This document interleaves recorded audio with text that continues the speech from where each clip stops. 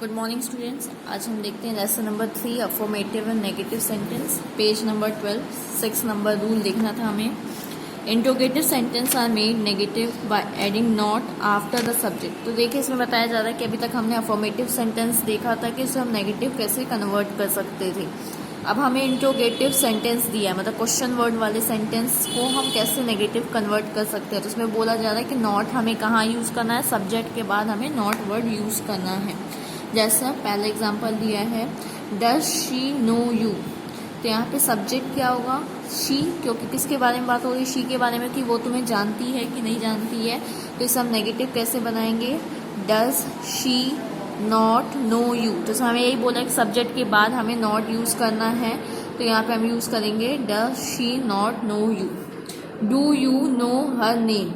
तो यहाँ पे यू क्या सब्जेक्ट है, तो do you not know her name. Did she help you. तो यहाँ पे सब्जेक्ट क्या है, शी, तो did she not help you.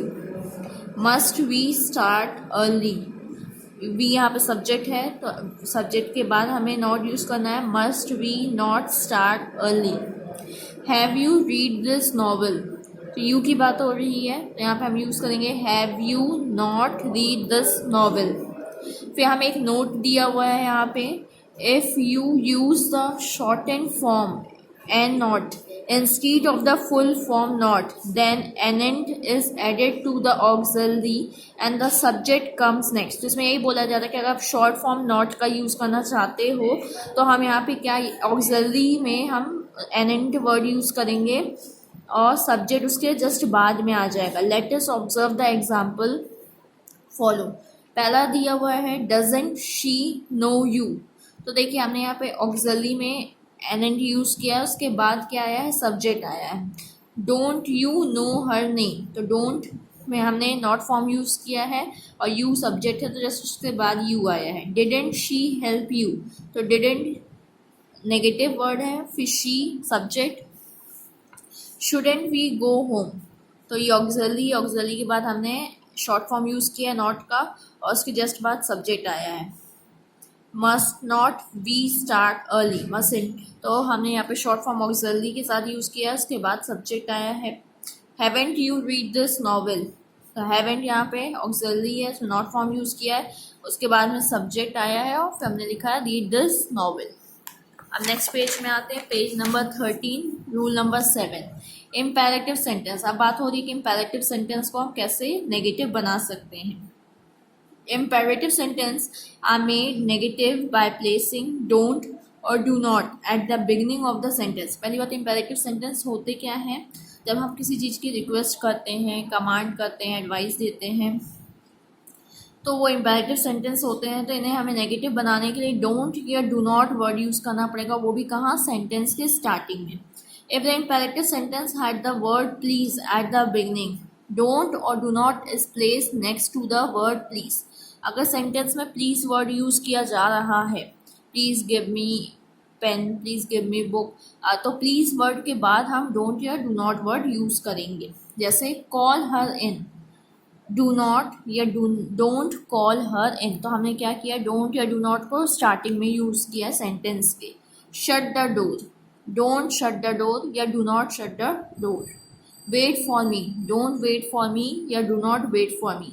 अब ये देखिए प्लीज़ वाला है, please go there, please don't go there या डू नॉट गो देयर। अब यहाँ पे इसके अलावा कुछ मिसलेनियस सेंटेंस आपको दिए हुए हैं कि यहाँ पे आपको नेगेटिव कैसे बनाना है।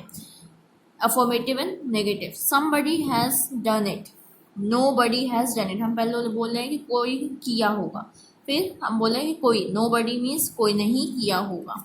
आई have to say something, I have to say nothing, मतलब हम समथिंग या समबडी की जगह क्या यूज़ कर रहे हैं, नथिंग या नोबडी यूज़ कर रहे हैं। Anybody can do it, nobody can do it, हम बोले कि कोई भी कर सकता है, तो फिर बोले कोई भी नहीं कर सकता है।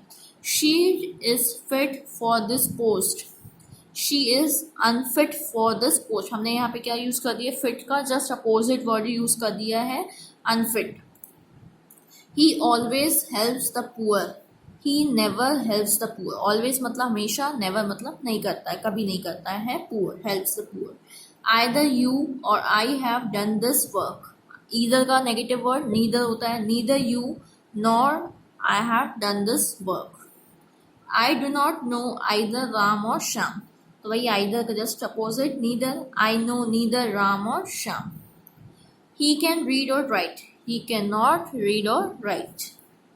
आई can not bear your expense any longer, any longer की जगह no longer. I can bear your expenses no longer, मतलब मैं पहले बोला जाता है कि मैं आपके एक्सपेंसेस बियर कर सकता हूँ, अब बोला जा रहा है कि हम आपके एक्सपेंसेस एक भी बियर नहीं कर सकते।